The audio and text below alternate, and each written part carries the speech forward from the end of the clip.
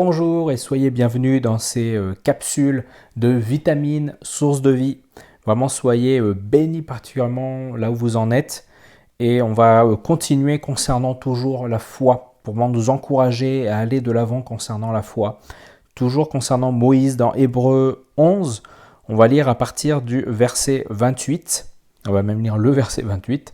C'est par la foi qu'il a célébré la Pâque et versé du sang, afin que le destructeur ne touche pas au premier-né des Israélites. Et on a donc cet épisode de la Pâque, on est toujours, lorsque vous regardez ce temps au mois d'avril 2021, donc où la Pâque a été fêtée, a été célébrée.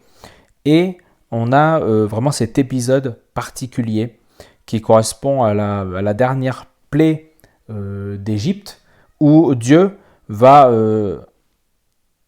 finalement mettre sa dernière plaie en œuvre qui va concerner les premiers-nés des Égyptiens qui devaient mourir.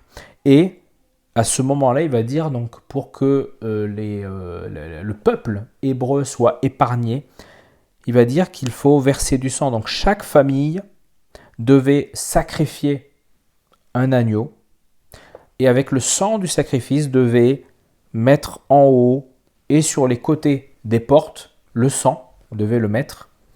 Et ainsi, lorsque le destructeur, l'ange destructeur allait passer, il y allait avoir du coup uniquement les maisons où il n'y avait pas ce sang, où le premier-né serait pris de ces maisons-là.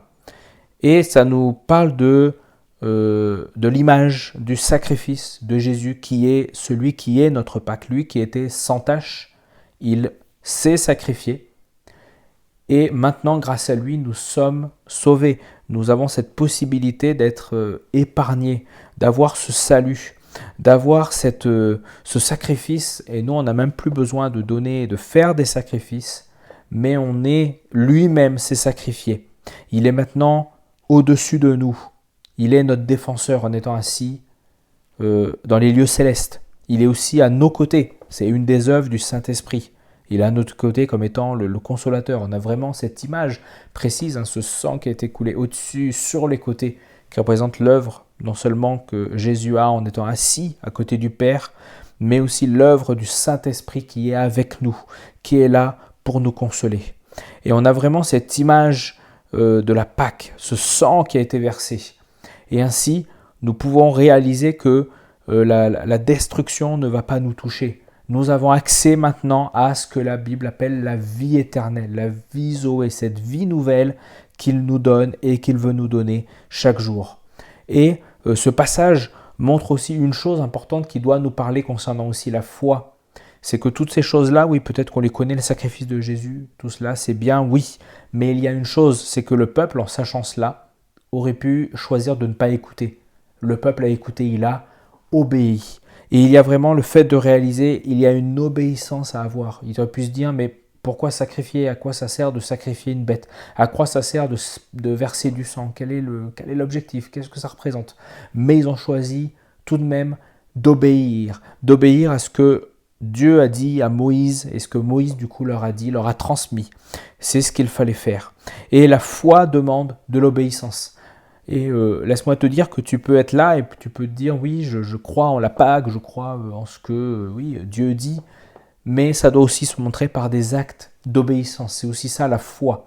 La foi, ce n'est pas ce que Dieu va faire à ta place. La foi, c'est ce que toi, tu vas faire pour accomplir les projets que Dieu a.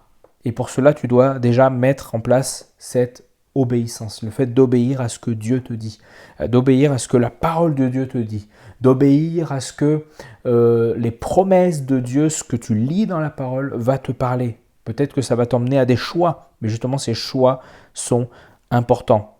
Et Dieu veut celui qui va te donner cette vie éternelle en lui. Sois béni en cette journée.